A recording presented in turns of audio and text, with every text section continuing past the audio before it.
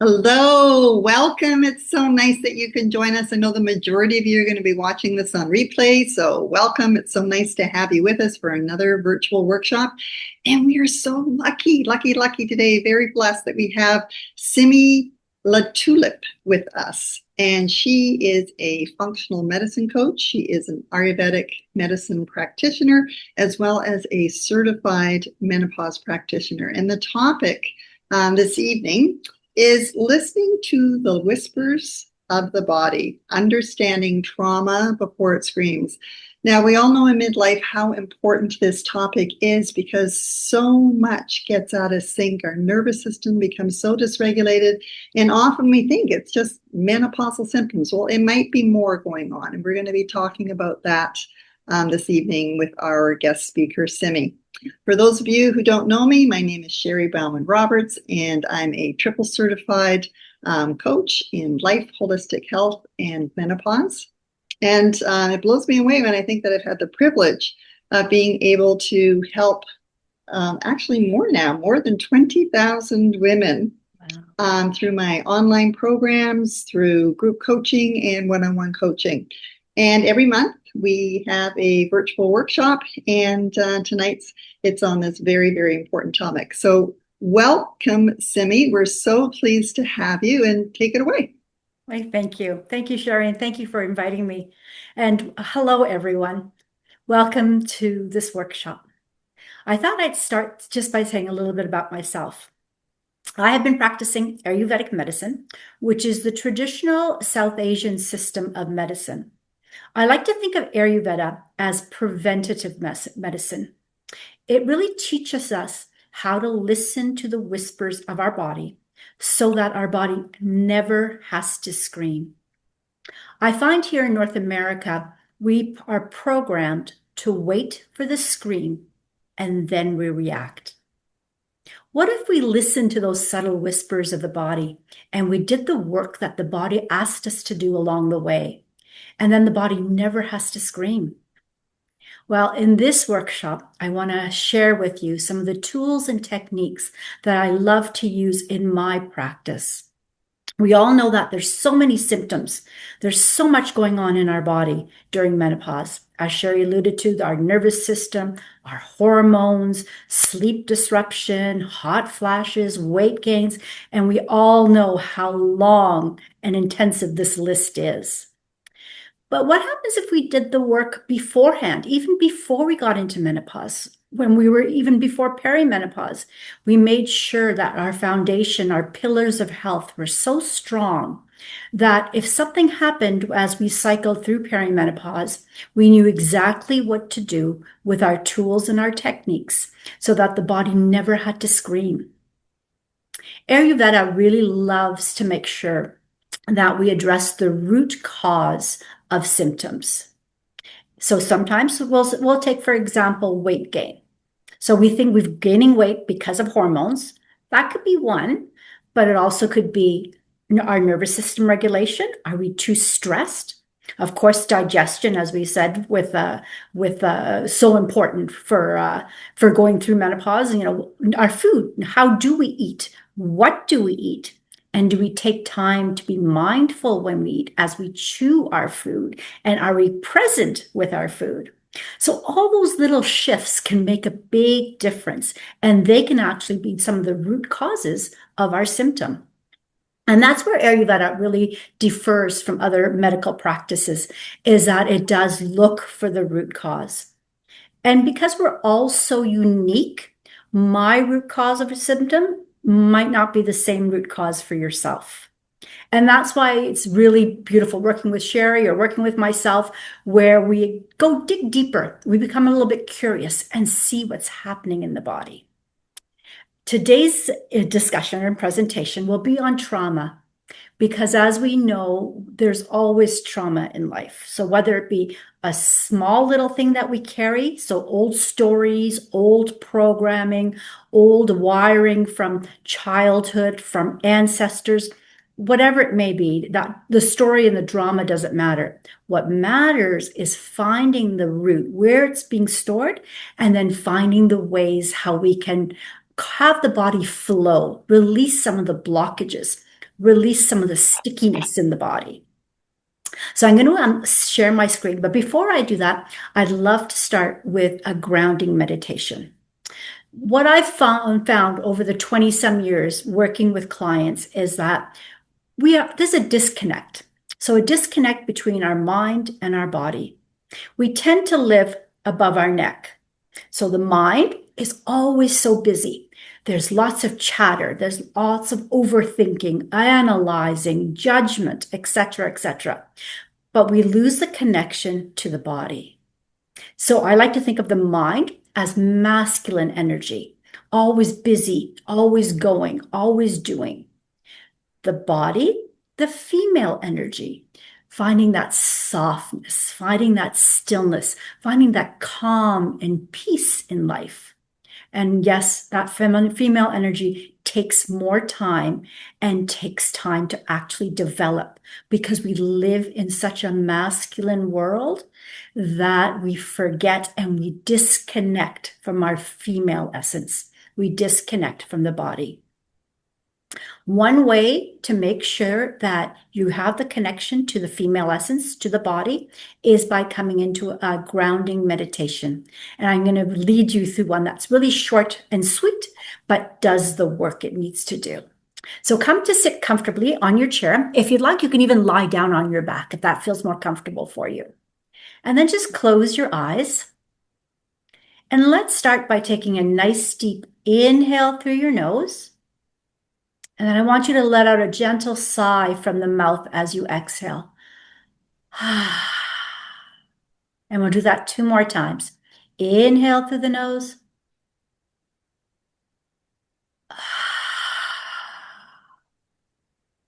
And then last time, inhaling.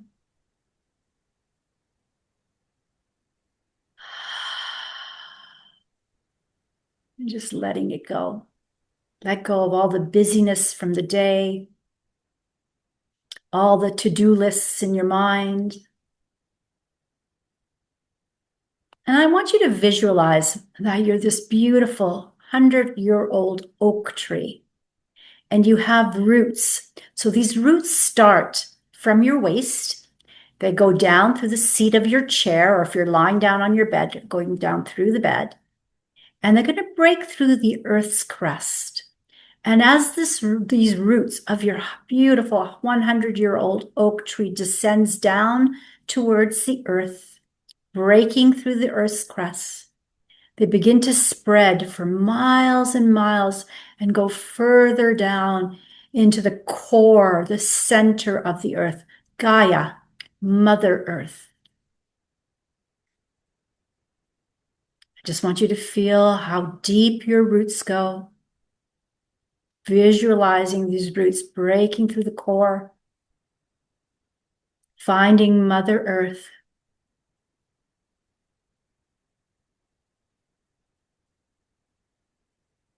And then I want you to say to yourself, I am safe. I am secure. I am home. And I want you to feel where these words resonate in your body.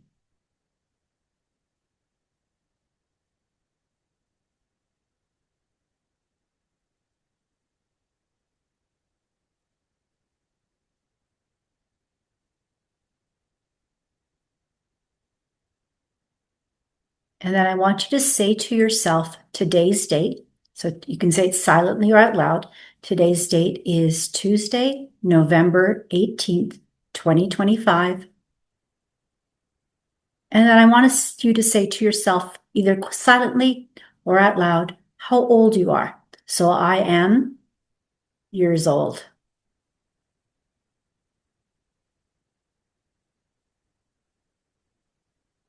Take a few beautiful breaths here.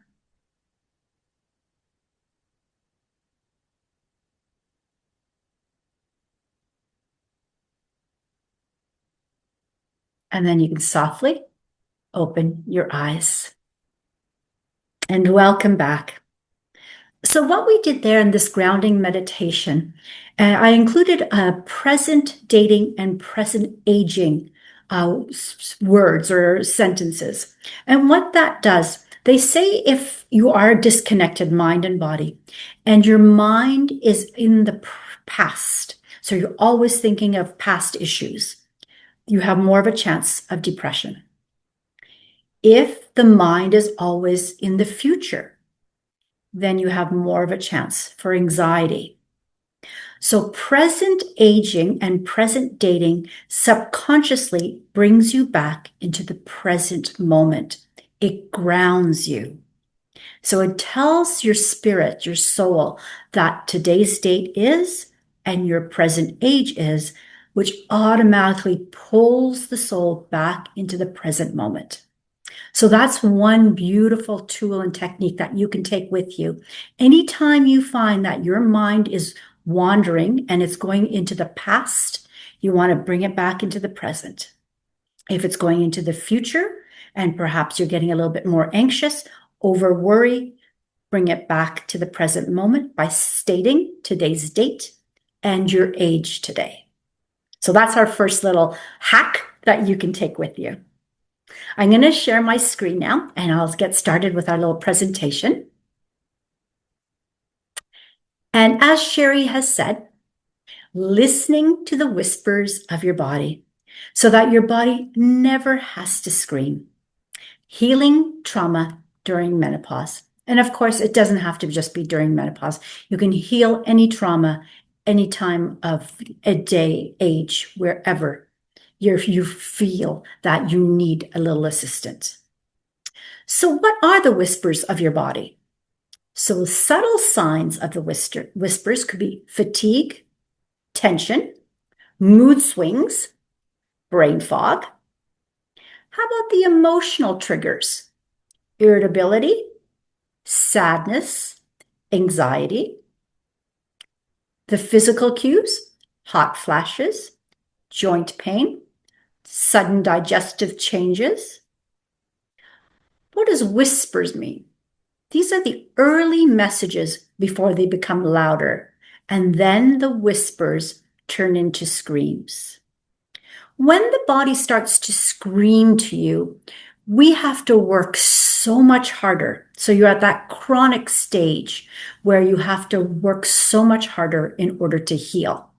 Whereas the whispers are the acute stage where you can still make those subtle changes in the body, in the mind, in the spirit, so that you make the corrections as it happens, the changes take place, and then the body never has to scream.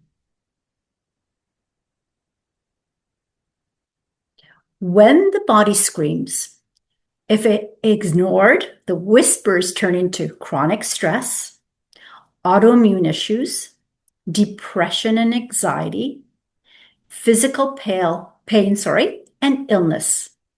And then it seems like menopause magnifies what's been stored or unhealed. It's like we're peeling back the layers. So, for example, something happens and you hurt your hips. You get a hip replacement. The hip feels great. But all of a sudden, your knees start to whisper and scream. So again, as we uncover the layers, the body starts to decide, okay, well, I'm going to find something else to focus on. And so it feels like the lifetime of work is true. It does take a lifetime sometimes to heal. Stored trauma in the body. Trauma is just not in the mind. It actually lives in the body. Our muscles, our fascia, our nervous system all hold stress. And I think we all know in our society, stress now is one of the number one chronic illnesses.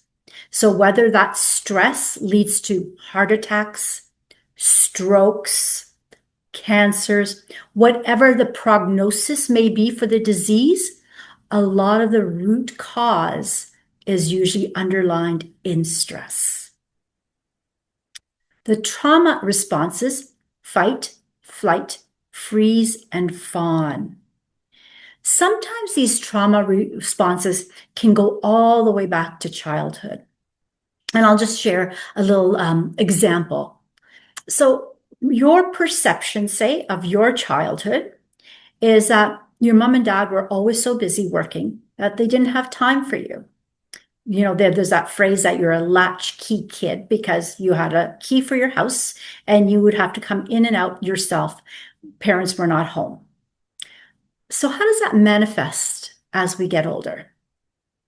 Well, again, of course, everyone's different, but lots of times it manifests as relationships, not feeling secure, not feeling grounded, not in yourself. So, coming back to our root chakra, that beautiful grounding meditation we did in the beginning, can you say to yourself, I am safe, I am secure, I am home? So, that's the foundation. But if the foundation at childhood wasn't set up properly, you didn't feel, your perception was that you were alone. That manifests in relationships. It manifests again as you raise kids, and then it manifests again even in work life and our professional lives, can manifest in friendships.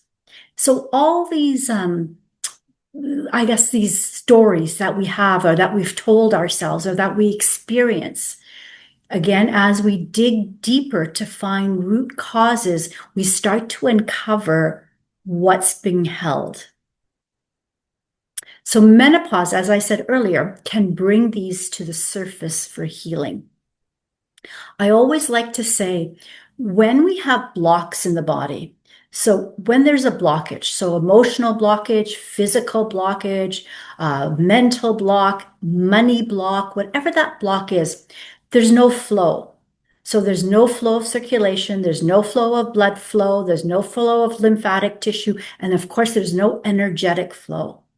So the only way we can create spaciousness and openness in the body is by releasing these blockages. So when there's release, then of course, then we can invite the flow to happen. So we can invite that flow of circulation, of blood flow, of lymphatic tissue, of energy flowing. And that's what we want.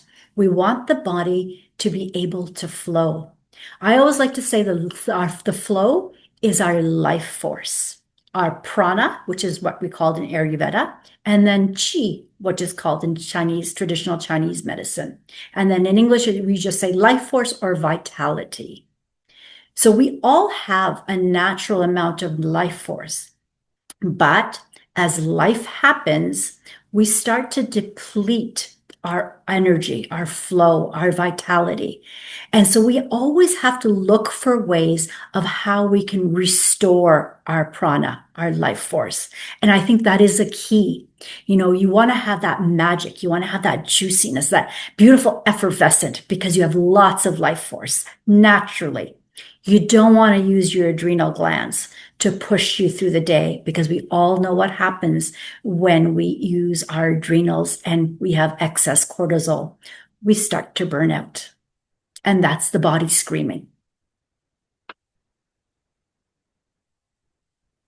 How to listen to your body. So again, because we're all so unique, what works for me may not work for you. So there's lots of things that we can do that really, but the first thing you have to do is you have to come into stillness. If we're always busy going and doing, how can we listen to our body? So it's finding that quiet space, that quiet time, and really tuning in to what your body is saying to you. So a few things, of course, is a daily checkup. Ask your body how it's feeling. Maybe even thank your body for, keeping you in good health and not getting colds or coughs or, keeping your energy up. But it's always good to do a check-in, asking your body, your mind, your soul, just how everything's going. Track body sensations, warmth, tightness, openness.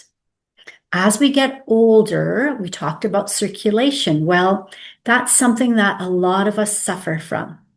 So when we have poor circulation, You might find cold hands, cold feet. You may find that, you get tingles sometimes in the hands or tingles underneath your feet. All those are saying something to you. What's going on? Is there somewhere that's a little bit blocked? Is there some stickiness or stuckness in the body that you need to work through so that the circulation can flow all the way from the toes of your feet to the crown of your head? We also know for women, lymphatic tissue is a big one. So we have lymph nodes all over our body. And sometimes we have to take the time to really stimulate those lymph nodes because, again, we often don't put our hands over our head.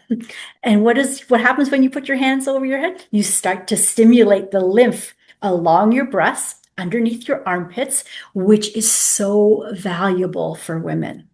So we're going to do something a little bit later on in the presentation where we stimulate our circulation, where we stimulate blood flow, and where we stimulate our lymphatic tissue. Again, so important for the body. Journaling emotions linked to symptoms. Some of us love to write. And if you're one of those that really love to journal, it's nice to keep a journal about how you're feeling.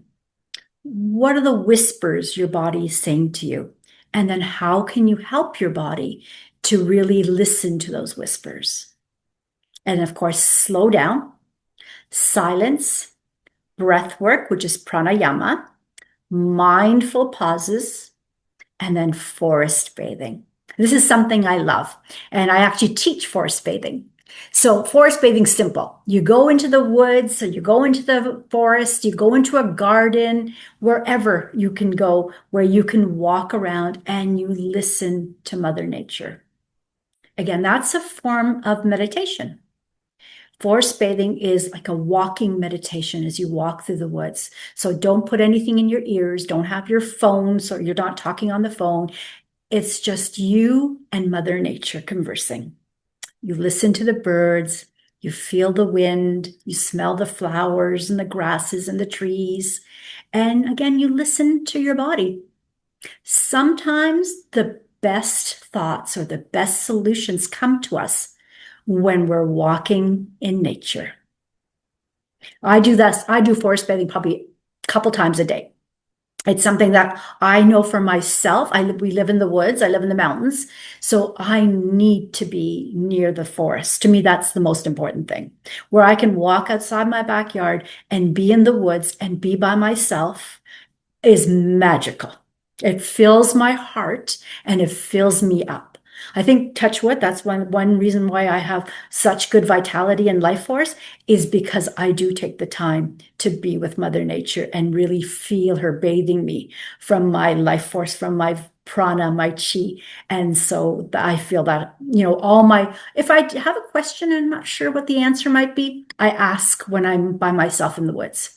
And 99% of the time, the answer comes to me. So again, forest bathing is a beautiful way to really listen to the whispers of your body. We're going to talk a little bit about the chakras, but before I do that, I want to do one more beautiful tool and technique that I want you to keep with you. And this one is magical. It's something you can do every day, and it really only takes 2 minutes. So we're going to stand. I'll stop sharing my screen just for a sec, and then we can see each other better. So we're going to stand up. So just move away from your chair. I'm going to adjust my computer screen so you can just see the top half of me. That's all you really need to see. And then as you stand, your feet about hip distance apart. So you're nice and grounded and rooted. You can, again, close your eyes and just feel those beautiful roots of your 100-year-old oak tree from your waist going all the way down into the earth. And then you're going to take your hands in front of you and you're going to interlace your fingers. And when you interlace your fingers, I want your right thumb to be in front of your left. And then we're going to bring the arms up towards the ceiling. Palms are going to turn up. Right thumb is in front of your left thumb. And now I want you to close your eyes. So I'm going to bring you now into your feeling body. So can you feel how your right foot is more grounded and rooted into the floor, into the earth, compared to the left? And then can you feel the sensations here along the right side of your rib cage, underneath the armpit, and along that right arm? I want you just to feel how much alive this right side of your body is. And I want you to feel what's happening on this right side of your body. So the palms reach up. Because your right thumb is in front of your left, we're beginning to awaken all the energetic lines, all the circulation, the blood flow, the lymphatic tissue on this right side of our body.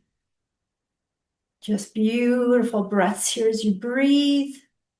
I'll take just a few more breaths. Again, let the hands reach up, grow taller and taller.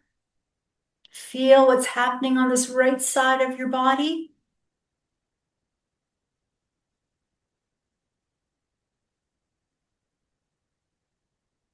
And then keeping your eyes closed, because I want you to feel the magic of your body. We're going to let the palms come down and then bring your arms back alongside the body.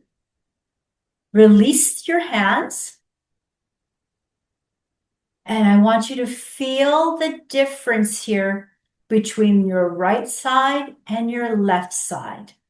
You're going to feel a little bit lopsided. You're going to first feel how your right foot is so much more firmly grounded than the left. I want you to feel how much taller this right side is compared to your left. And then we're going to go deeper into the layers of the body. I want you to feel your circulation, your blood flow. Just imagine that energetic flow and the awakening of the lymph nodes on this right side. Feel a little bit more tingling or a little bit more energy here. That right side of the body is so much more awake compared to the left.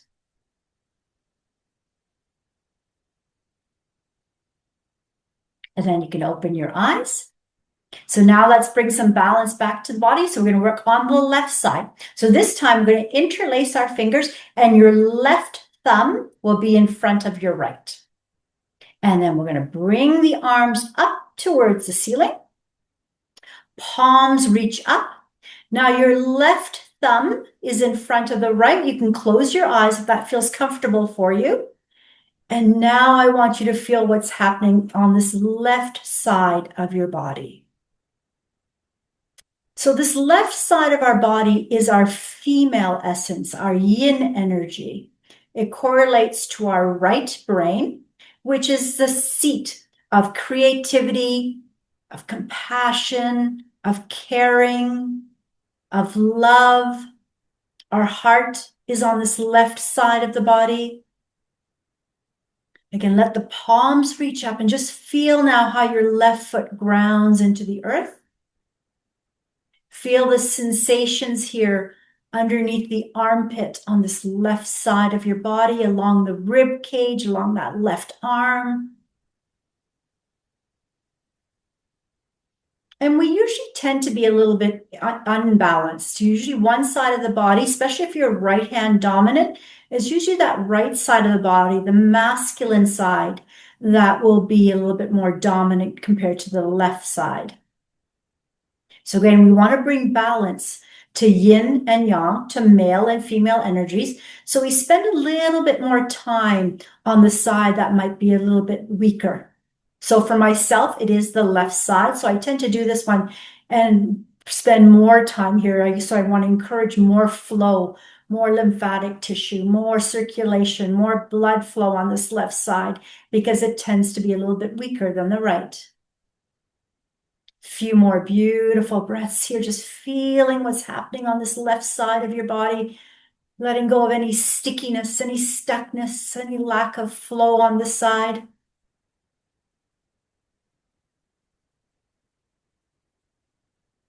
And then we bring the arms back down. So let the palms turn down. Bring the arms back alongside your body. Eyes are closed.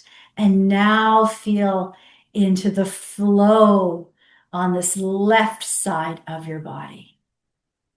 Feeling the aliveness, feeling that juiciness here on this left side.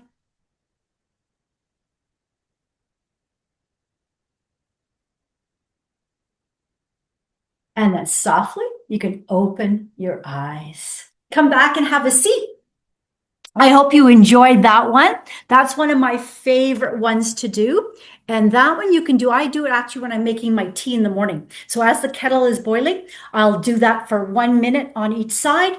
And it's a great way to start the day because again, when you sleep, everything is quiet, everything shuts down. You don't have that flow. So you don't have that, you sometimes feel a little bit stiff in the morning. So that's a great one to encourage the flow in the body, to awaken the energy and the blood flow and the circulation and your lymphatic tissue. So keep that one in your beautiful toolkit. And then I'm just going to go back and share my screen. And so now we're going to talk a little bit about the chakras. So in Sanskrit, this is called the wheel of life, and it refers to energy points in our body. I like to picture them as a clock or spinning discs, as they say, and it's full of energy.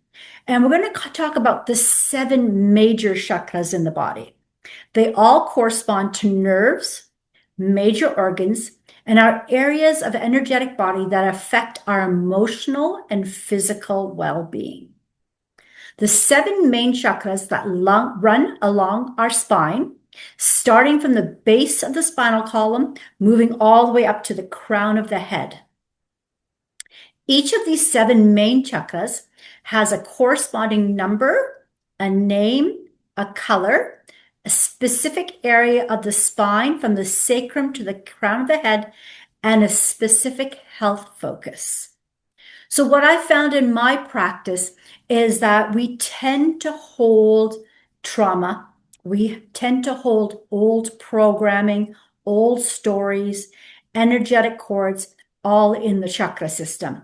So the more we know about the inner workings of our body, the more we can learn about the chakras, the better we are able to release that stickiness, that stuckness, and of course, the trauma.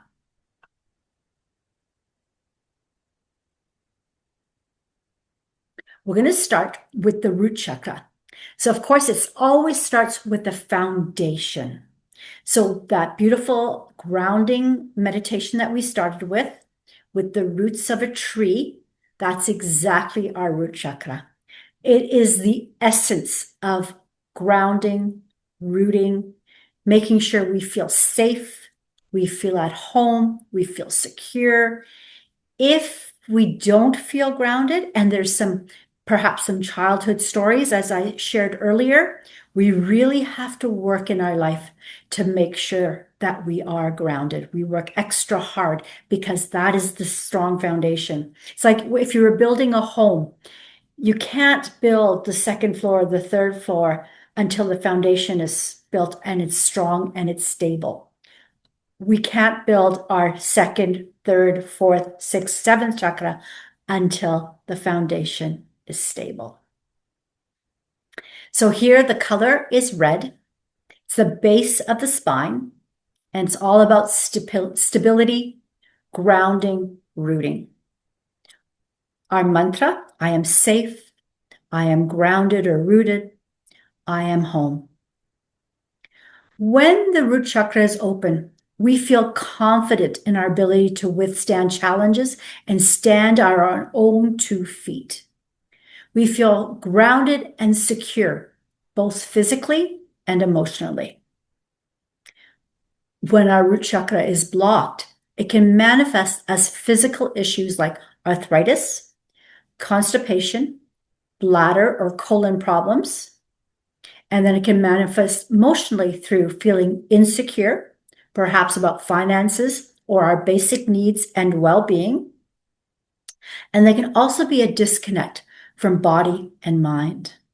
When the mind is busy and overwhelmed, we fail to listen to the body's needs. Again, so the root chakra is the most important. And that's the foundation of the whole chakra system. As we move up, we come to our sacral chakra. So this is in the lower abdomen, about 2 inches below the navel. The color here is orange. And this is your sense of abundance, well-being, pleasure, sexuality, and creativity. The mantra here is, I honor myself, I love myself, I believe in me. Our sacral chakra helps inform how we relate to our emotions and the emotions of others. It also governs creativity and sexual energy. Those with a blocked sacral chakra could feel a lack of control in their lives. Issues with this chakra can be seen via problems with the associated organs like urinary tract infections, lower back pain, and impotency for men. Emotionally, this chakra is connected to our feelings of self-worth, and even more specifically, our self-worth around pleasure, sexuality, and creativity. So a lot of times with this chakra system, with the sacral chakra, we have to be very mindful of any sort of sexual abuse. This is where it's stored. Again, though, you have to make sure that that person, if there is something in the past that they need to deal with and would want to clear, the restart with the root chakra first, making sure that they feel grounded. You need to feel at home in your own body before we start working on the other layers of the chakra system. Our solar plexus, lower rib cage area, the color here is yellow. This defines our self-worth, self-confidence, and self-esteem. A mantra here is self-love starts when I accept all parts of myself. Our third chakra, the solar plexus chakra, speaks to your ability to be confident and in control of your life. Think back to the last time you had butterflies or felt a pit in the stomach. This is your intuition and Manipura, or the solar plexus chakra, at work. Those with an open sacral chakra, or solar plexus, are free to express their true selves. It's the chakra of our personal power. This means it's related to our self-esteem and self-confidence. If your solar plexus is blocked, you might feel overwhelming amounts of shame or self-doubt. Blockages in the third chakra are often experienced through digestive issues like ulcers, heartburn, eating disorders, and indigestion. Chronic health issues like eating disorders manifest here. So again, this is a very important chakra to think of anytime that someone is experiencing eating disorders. It's usually started from childhood when the parents didn't give the child the feeling of being confident, having high self-esteem. Perhaps they criticized the child too often. And of course, later on, it manifests in eating disorders, and then it manifests here in your solar plexus.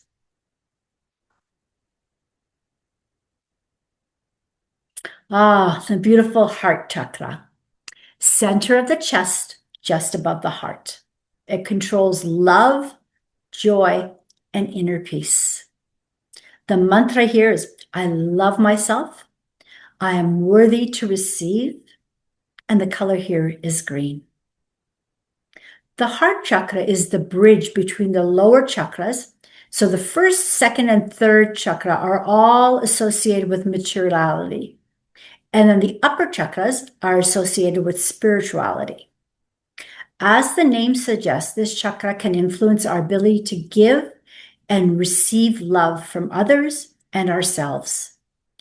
If someone's heart is open, they experience deep compassion and empathy.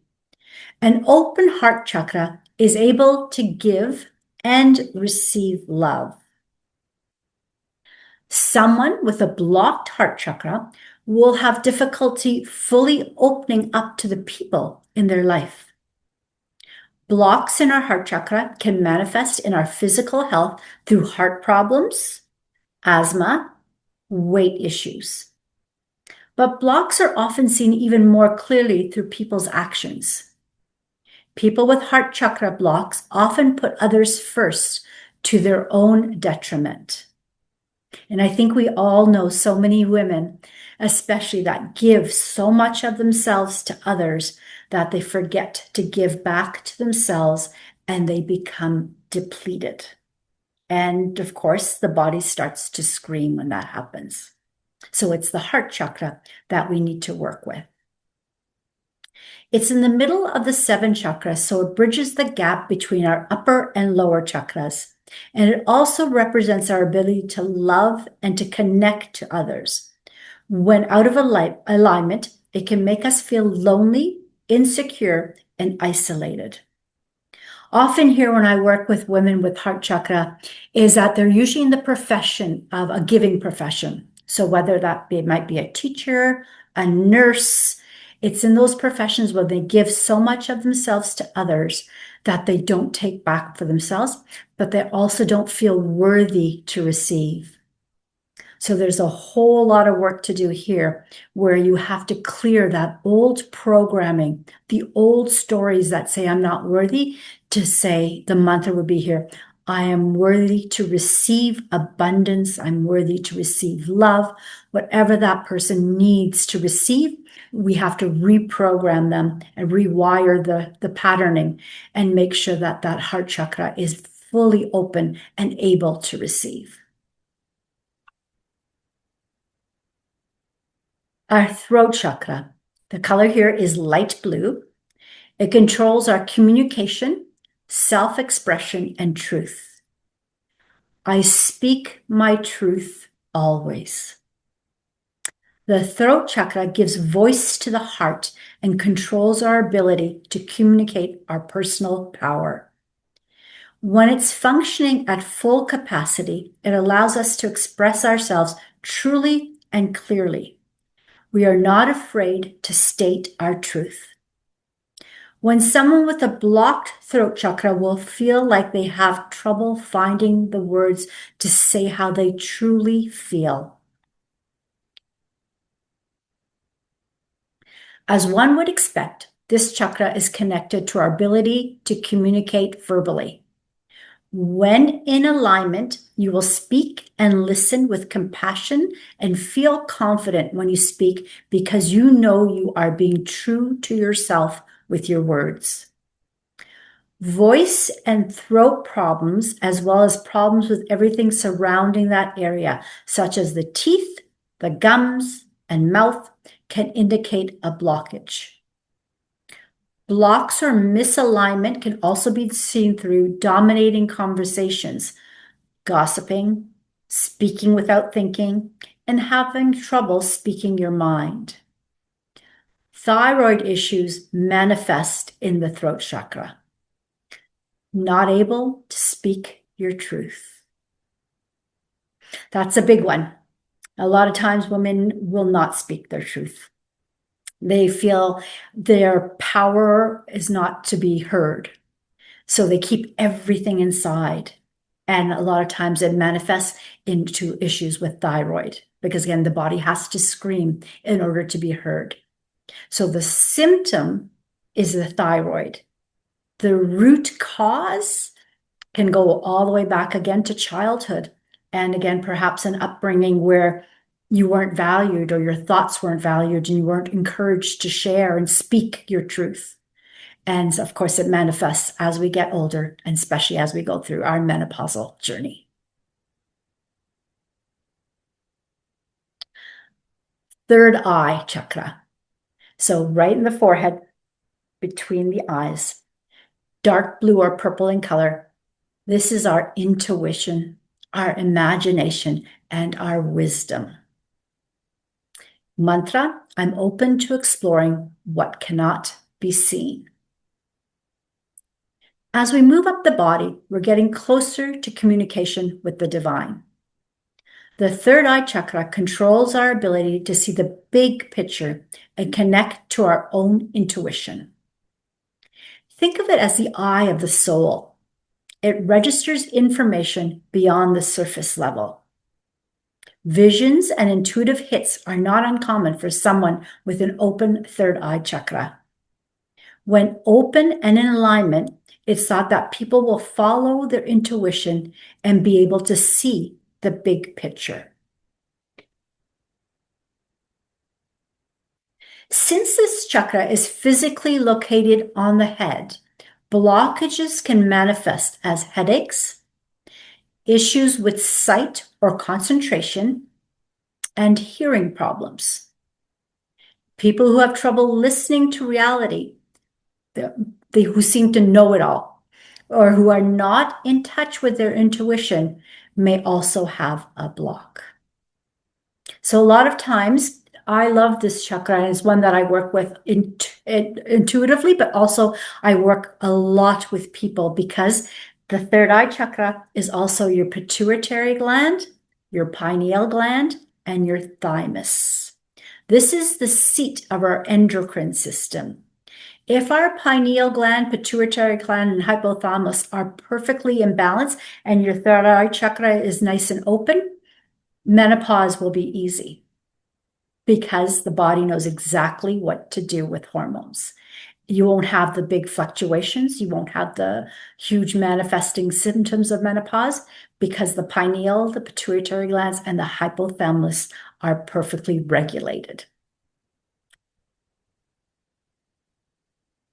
And then we come to our final seventh chakra, the crown chakra, the very top of the head. The color here is violet or white, and it controls our inner and outer beauty, our spiritual connection with the divine. The mantra or lesson, I am a vessel for love and light. The crown chakra is the highest chakra, sits at the crown of the head, and represents our ability to be fully connected spiritually. When you open your own crown chakra, something very few people ever do, you are able to access higher level of consciousness. The crown chakra is linked to every other chakra and therefore every organ in the system. And it so affects not just all of those organs, but also our brain and our central nervous system. It is considered the chakra of enlightenment and represents our connection to our life's purpose and spirituality. When this chakra is open, it is thought to help keep all the other chakras open and to bring bliss and alignment. Those with blocked crown chakra may seem narrow-minded, skeptical, or stubborn.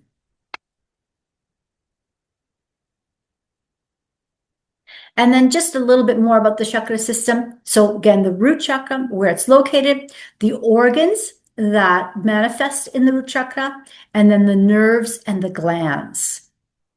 Again, the root chakra is where we always have to start. It's the foundation, and then we build up from the foundation. So second chakra, third chakra, fourth, fifth, sixth, and seventh. If someone's experiencing something, for example, thyroid in the throat, we can't start here. We have to start here. And then we work our way up to here. And that's when the healing starts to happen. If we go directly to the throat and the person is not grounded or rooted, it won't work. We won't be able to go into the deep layers of what's happening in that throat chakra until we first do the very first step, which is the foundation, which starts with the root. Again, a little bit more of the openness with the chakra systems. So when you are grounded and rooted, you feel safe, secure, grounded. If it's blocked, you might feel fearful, ungrounded, and untrusting. Our sacral chakra, when it's open, you're inspired, you feel open and passionate. When it's blocked, you have a fear of intimacy. You may feel manipulated, and you have low vitality. The sacral chakra is where our bone marrow is. So this is our life force, our prana, our chi. This is where you have to start building your, especially if you've had, difficult times in life as you've been journeying through life and you feel depleted. We start with the sacral chakra to increase that natural vitality. Our solar plexus, you feel leadership, confidence. If it's blocked, you have low self-esteem, you feel powerless, you feel insecure. Our beautiful heart chakra, you're loving, you're peaceful, you're compassionate. Otherwise, if it's blocked, you're jealous, codependent, unloving. And then our beautiful throat chakra, you're able to speak your truth. So you're diplomatic, imaginative, communicative. If it's blocked, you're critical, gossipy, and probably harsh. Our third eye chakra in the forehead, creativity, psychic abilities or intuitiveness, receptive. If it's blocked, lack of vision, self-sabotage, a little bit of delusion.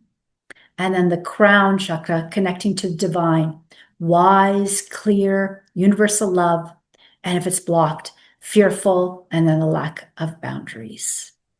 So this is the 7 main chakras that I love to work with and work deeper into the root causes of what's being held in the bodies. What are those old stories? What's the old program? What needs to rewire? I have a question, Simi. Yes, please. Yeah, could we go back to the Of course. This one? Yeah, sure. So, I heard you say that you need to start at the root, regardless of what it is that you're experiencing for whatever chakra. So, for example, if you have thyroid issues, it'll be throat, but you're going to start at the root. So, what does that mean? Like, what do you do? Start at the root. What would that mean working with you? Yeah, so it depends again on the person and what they're manifesting. So what I love to work with someone with the root chakra is how they feel in their own body. Do they feel secure? Do they feel safe? Do they feel at home in their own body? And if the answer comes up no, then we become curious. We work backwards and we say, okay, what happened at childhood? What are you holding? Like, why do you not feel safe? Why do you not feel secure? Why don't you feel at home in your own body? And those are the questions that we start to work with to uncover what are some of the old patterning? What are some of the old stories? What are some of the old programming that's taking place? And then where can we rewire so that there's a different path? You don't always follow that same deep engraved path that the body's created because that's your go-to. You need to create a new pattern, a new programming, a new story for the body to fall in love with. So you fall in love with yourself. Yeah. And how do you do that? Like, in what way is it? Like body work? Is it kind of Yeah, so a lot of and everything's different. So I do a lot with nutrition. So food as medicine. Ayurveda has a beautiful pattern that they follow for food because we're also unique. They call them doshas, which is our constitution. And there's 3 dosha types. There's Vata, Pitta, and Kapha. And we all have all 3, but most people have a dominant one. So we work with that dominant one, and then we see where there might be some deficiencies with the other one. And using food as medicine is a great way to start helping someone ground and root and come back into their body. And just even learning some of the basic things about how to eat properly. There's in Ayurveda, we need to chew our food, especially as we get older. The more you chew the food, the less the actual digestive system has to work. Because of course, as we get older, things start to slow down. We don't work as efficiently as we did in our 20s and our 30s. And as we come into our 40s, 50s, and 60s, and our body starts to slow down, metabolism starts to slow down, we have to be more mindful of how we treat the body. And so again, something simple to take away for your viewers is that chewing the food, almost going back to our baby stage. So when you give the baby food, you give them very mushy food because the baby doesn't have to chew, or the child doesn't have to chew as much. The food goes easily into the intestinal tract, goes out to the large intestine. The body knows to assimilate it, to absorb it, and then to eliminate it. Everything works like clockwork. But when we're so busy and we're stressed and we take a bite of food, we chew and then we swallow. The food is quite large. And then the body has to work so much harder to break it down. And that's when we find we start getting digestive disturbances, is when we don't take time to eat mindfully, when we don't take time to chew our food. We should Mm. all really be slow eaters, because you should chew your food anywhere from 20 to 30 times and then swallow. But we don't do that. So No. it's again reprogramming and going sometimes back to the basics of, not being on our phones, not being on at the TV, really being mindful when we eat. And I could go on and on, but Yeah, no, that's awesome. I just thought that people might be wondering, well, okay, I do that, but how does that work? So that's great. Thank you. okay, you're welcome. You're welcome. And then our last and final slide is my closing invitation. Your body is always speaking. When you listen to the whispers, you prevent the screams. Trust your inner wisdom. Healing is possible at any age. This stage of menopause is your chance to thrive.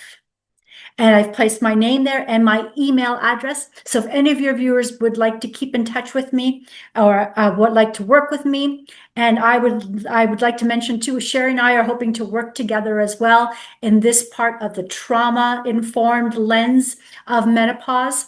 And I guess we'll keep you posted on what might be come up in the future. But I would love to work with you. I thank you for coming to, join me with this presentation. And thank you, Sherry, for inviting me. And I hope you got a few little takeaways. Thank you so much, Simi. That was absolutely fantastic. It really interesting too to see it through a slightly different lens, and to understand how everything is completely connected, and that we can't look at things through a myopic lens. Like we need to view everything holistically. And I wonder if you could just share a little bit more, because I noticed in one of the beginning slides you talked about how our body is always talking to us, and if we ignore, it begins to scream. Why is it in menopause that the screams get louder? What happens that the screams get louder in menopause? And could that be an opportunity, seen as an opportunity for women rather than as a punishment? Yeah, it's definitely an opportunity. 100%. Our body is inviting us to listen and to work with the body. And so that we all want to age gracefully. We all want to be there for our grandkids. We want to be there for ourselves. We want to enjoy life and not be circumvented with lots of, pain and sorrow and life being challenging. So even if women are on bioidentical hormone replacement therapy, we still have to work on the foundation. We still have to work on what's stored in our body. So the bioidentical, of course, helps us in terms of relieving our symptoms. But the deeper layers is where the magic starts to happen in the body. When we release some of that stickiness and some of the stuckness and the old programming and the blocks that we have in the body, that's when the body says, oh my God, I have spaciousness, I have juiciness, I feel alive. And I think that's how the magic starts to happen. So we have different layers, but again, for women, I think menopause is that time to really come back and give back to ourselves. We're usually so busy in our 20s and our 30s, career, raising kids, and then perimenopause starts to hit. And really, that menopausal part, as we get into postmenopause, is the time for us to step back and say, okay, I really need to take care of me because I want to be present for everybody else. In order for us to give, we have to receive. And then in order for us to give to others, we need to be full. We need to be, vitality. We need to have life force. And then we're able to serve and be of service. Mm-hmm. Absolutely. Completely agree with you. And I think that's one of the reasons too that a lot of women who do go on bioidentical hormone therapy thinking that everything's going to be fine now because I'm going to replace the sex hormones that are missing and I'm just going to be great, and don't get the results that they want and are so disappointed. It's because of the foundational issues that need to be addressed so that the hormone therapy can do the magic that it's meant to do. Exactly. You're right. Absolutely. Yeah. Yeah. Well, thank you so much, Simi. It's been a treat listening to you. Like, I want to work with you. It was absolutely fantastic. I really, really enjoyed it. I'm sure that all the women watching this replay will have received a lot of great information. And please reach out to Simi at any time. You got her email address there. Also, in the email where you receive this replay, you will get a little booking link if you want to actually book a consultation with her, which I highly recommend because she knows her stuff, very, very well trained, and is the full scope of it. She's the real deal here. So thank you very much, Simi. Thank you, Sherry.